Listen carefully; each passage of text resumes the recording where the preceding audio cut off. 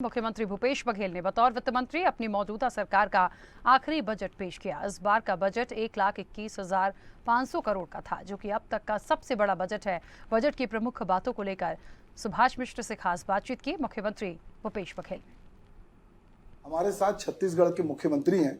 जब मुख्यमंत्री ने अपनी यात्रा प्रारंभ की थी सरकार में, तो उन्होंने न्याय को लेकर बात की थी और इस न्याय की पूरी यात्रा 4 साल में भरोसे में तब्दील हो गई।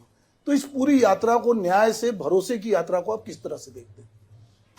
ये कि विश्वास कायम रखना जी एक बड़ी चुनौती होती है और उसको कायम रखना उसमें आसान काम नहीं है।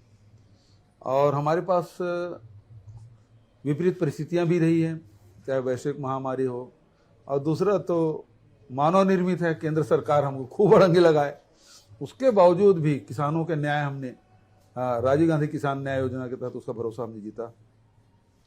जब हम सीधा 2500 रुपये दे रहे थे तो भारत सरकार ने अड़ंगा लगाया। तब 9,000 रुपये प्रति एकड़ के हिसाब से राजीव गांधी किसान न्याय योजना दिया। फिर मिलेट्स के भी जो है कोदो कुटकी बोने वाले किसान, उसको भी हमने आदान सहायता दी है, तो उसके भी रकबे में वृद्धि हो रही है।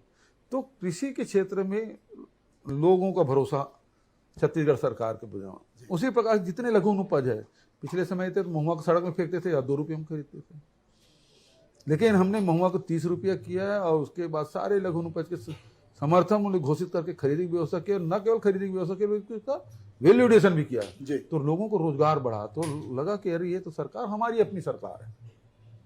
फिर जमीन वापसी, दुनिया में कभी वो आदिवासी जमीन लिया जाता है, वापस नहीं किया जाता। ये पहली सरकार है कि जमीन वापस भी कराया गया, उसको मालिक बनाया गया और उसे धान खरीदने की व्यवस्था की, उसको ऋण की व्यवस्था की, KCC कार्ड बने। ये दूसरी बात।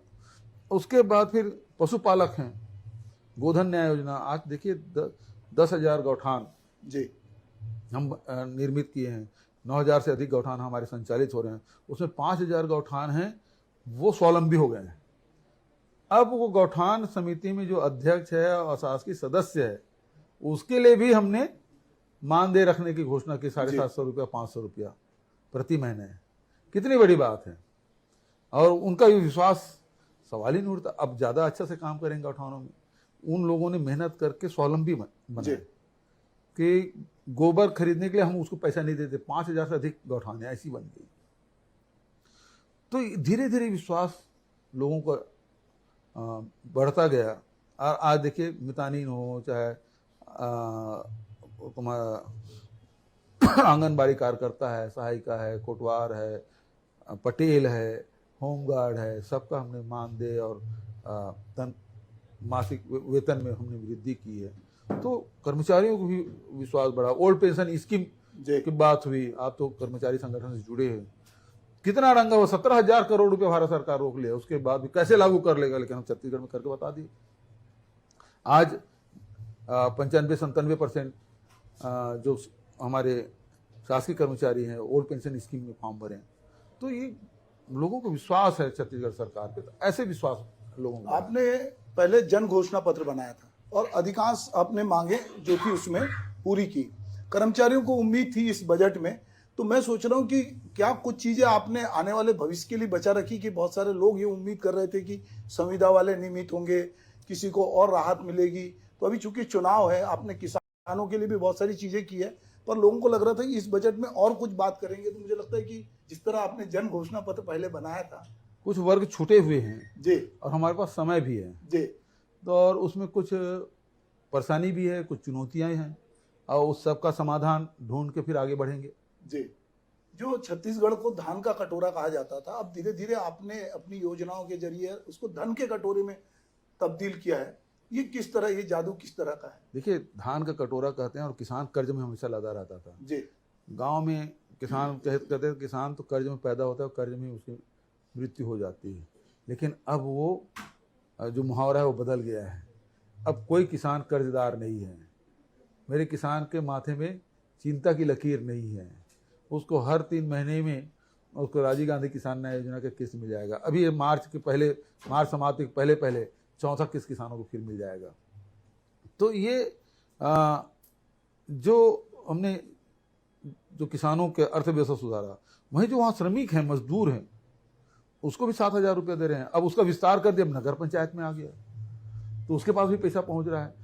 फिर गोधन न्याय योजना के माध्यम से भी पैसा कमा रहे हैं, जो वनांचल है वहाँ भी पैसा कमा रहे हैं। तो ये अब धान का ही कटोरा नहीं रह गया, अब धन का कटोरा हो गया है। जी, ये तमाम विपरीत परिस्थिति के बावजूद आप बहुत सफल राष्ट्रीय अधिवेशन करते हैं, आप विधानसभा को फेस करते हैं, आपके बहुत महत्वपूर्ण साथियों पे लगातार दबाव होता है। ये साहस और ये जो चीजें हैं, आपको लोग देखते हैं, जो भूपेश है तो भरोसा है, जो आज विधानसभा में भी आपके साथी नारे लगा रहे थे, ये कैसे, कहाँ से आता है, कैसे ये आता तो चुनौती पर स्वीकार करने काम मेरा रहता है जी। बचत तो मेरे सब साथी लोग कर लेते हैं जी, एक एक काम बांट दो और बहुत ईमानदारी पूरी योग्यता, पूरी क्षमता, पूरी दक्षता के साथ वो प्राण से जुड़ जाते हैं और कार्यक्रम सफल हो जाता है। यदि अधिवेशन राष्ट्रीय महाधिवेशन आज तक के सबसे बढ़िया अधिवेशन कहा जाता है और सारे लोग संतुष्ट हो गए, प्रशंसा करते हुए यहाँ से गए हैं, तो उसका कारण ये है कि हमारे साथियों ने जी तोड़ मेहनत की, जिसको जिसको जो काम दिया गया था वो सब काम उन्होंने किया है।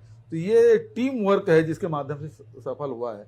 अन्यथा मेरी भूमिका आप कहेंगे तो मैंने तो केवल ये है कि खड़गे साहब ने प्रस्ताव रखा वहाँ स्टीयरिंग कमेटी में कि अधिवेशन होना है, कौन स्टेट लेने के तैयार है, तो वहाँ मैंने कह दिया कि हाँ, मैं छत्तीसगढ़ स्टेट है वो इस आयोजन के लिए अपनी सहमति व्यक्त करता है।